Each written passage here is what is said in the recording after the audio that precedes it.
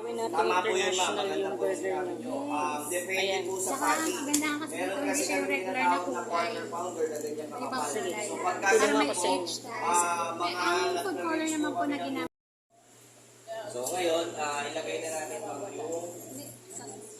okay ma'am, wait na po. Standby natin yung natin, sauces muna tayo. Sa ating ketchup.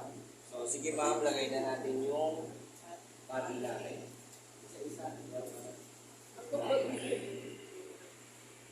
Then lagyan natin siya ng mayo, ng tomato. Hindi, tomato muna tayo ma'am, mga gulay. Tomato. Isa lang po, tapos lagyan na natin ng Lettuce. dapat po, lettuce po na talaga po. Papalitin mo muna, ma'am. Sige ma'am, tanggalin Palit mo muna. Yan. Tapos lettuce.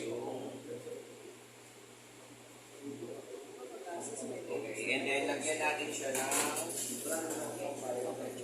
Dito na natin siya lagyan. Yan. Yes. And then, saka na natin i-cover. Okay, ma'am, bagong may cover. Ma'am, ang kagandahan po sa atin sa Mami Ice, meron tayong tinatawag na chili burger na guide. Meron po kaming ginawang innovation. Sabi ko nga sa inyo, hindi tayo natatapos dapat doon. So yung chili burger, yun po yung pwede nating pang dagdag edge sa mga customers natin. So, nasa yung mga kutsara nila ma'am? Sige, pahingin na natin. Ma'am, pwede natin kunin yung mga kutsara nyo para matest po natin yung lasa nito. Yun. Lumabas ka rin. Yan ang kailangan natin. Sige, sige. Ayun. Chili garlic naman to, sir. Yes. Sarili po Yung mga natin burger blend kasi po ito. ngayon na spicy. Nag-ano na siya.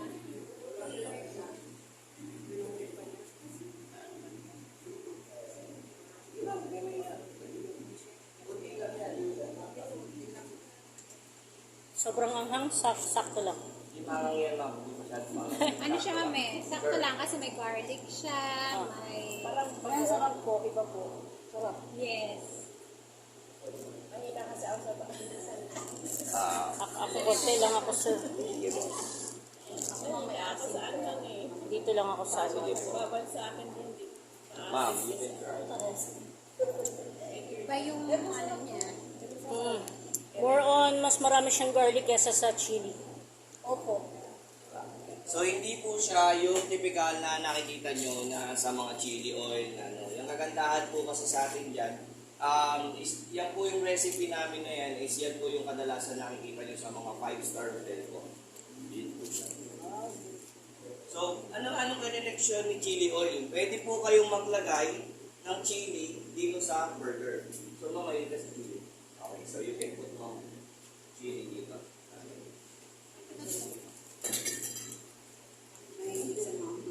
Hindi ka sumanglang. Ako, dito na yan. Ang nilalagay natin ma'am, pwede po isang kutsara or half scoop po. Yung iba kasi, ayaw nung hot sauce eh, mas gusto ko mga ganun. Dito po ilalagay. Pamalit ko sa Iba-iba yung lasa niya pagkain. Yes po. So yun po siya, and then tsaka na natin siya itataklob ma'am. Tapos, Dalawang klase po ang wrapper natin. So pwede po tayo gumamit ng wrapper na lipain na ganito. Upo na ako, ma'am. Or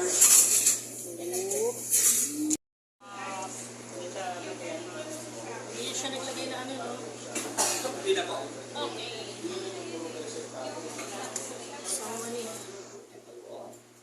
Okay, magandang hapon. Umaga ulit sa inyo. Nagbabalik po si Bartender on Wheels. Gagawa po tayo ng hamburger ng Burger Ahoy today. Ayan po, itong patty, lalagay lang po natin dito.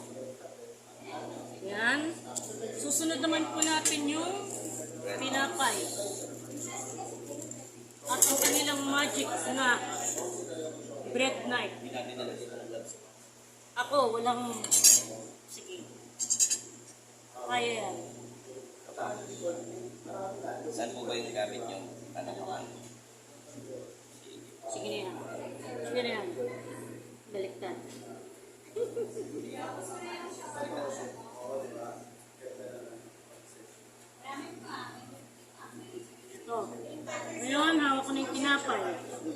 buns ng Burger Ahoy po. Lagari lang. Lagari lang natin ng konti. Paghiwalay natin para mas maganda. Ayan. Napakalambot po ng tinapay po nila. Ngayon po, isa-isa. Isa rito, isa rito. Pag maliit na patis lang po ang gagamitin, mga 3 to 5 minutes lang po, maluluto na yung patty. Eto, may tinapay na rin siya dyan. Pwede nyo na po balik tayo. Ayan. Oh, parang reset lang yata ako, sandali. Ano na yan? Yan, sumalo. Ayan, nabaliktad ko rin siya sa wakas. Yan, juicy, tender juicy. Okay, so pwede nyo na pong balik na rin ngayon yung tinapay nyo po. Tinapay po, babaliktarin ko rin po. Yan, para mainit. Press ng konti. Ngayon, dadamputin ko na po. Yung tinapay. Tinapay pareho. 1 point. And dito ho, prepare. At isa pa po. Yan. So, yung pinamit lang yung mga sauces.